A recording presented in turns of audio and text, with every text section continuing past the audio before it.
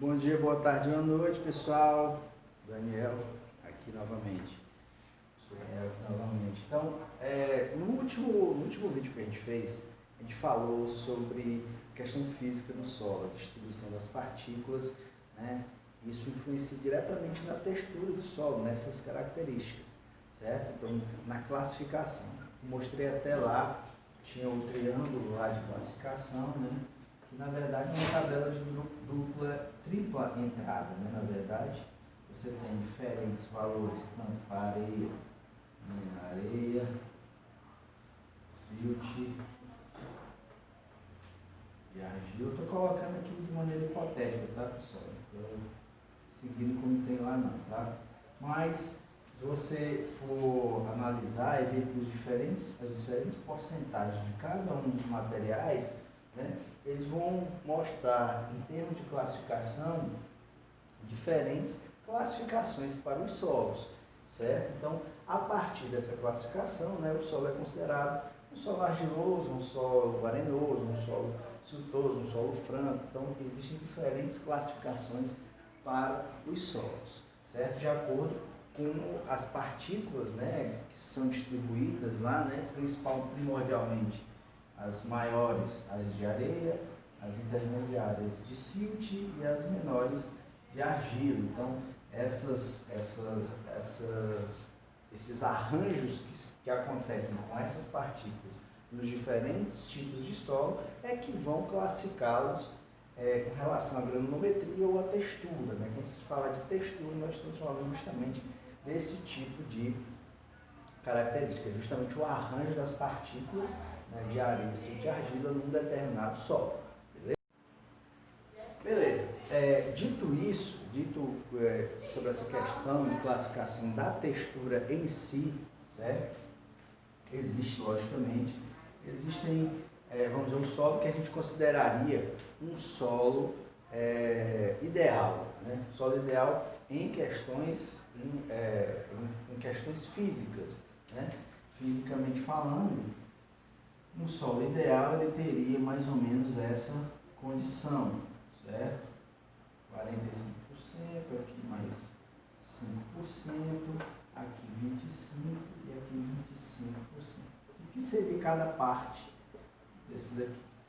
25% de água, certo?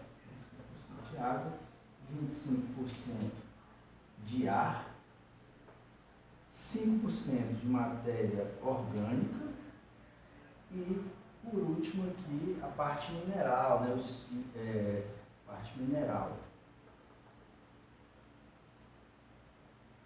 Certo?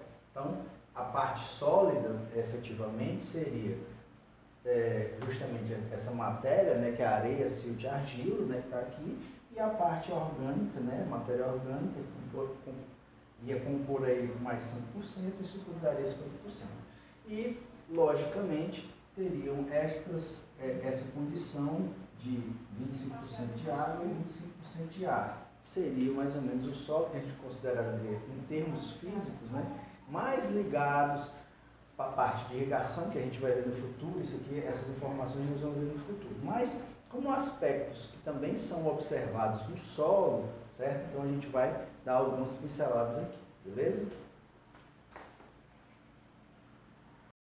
Bom, seguinte, então, tendo essa ideia de que um solo ideal teria essas partes, mas você precisa identificar em algum momento se esse solo, ele tem, naquele dado momento, naquela dada observação, quais são os componentes do solo, quais são os integrantes físicos do solo numa determinada porção de terra, certo? Num determinado volume de solo, certo? Então, existe o que a gente chama de coleta de amostras indeformadas de solo, onde você retira um cilindro, certo? Insere um cilindro no solo e retira o solo, certo? Contido dentro desse cilindro, exatamente como ele estava no campo, contendo as parcelas lá que a gente falou, certo?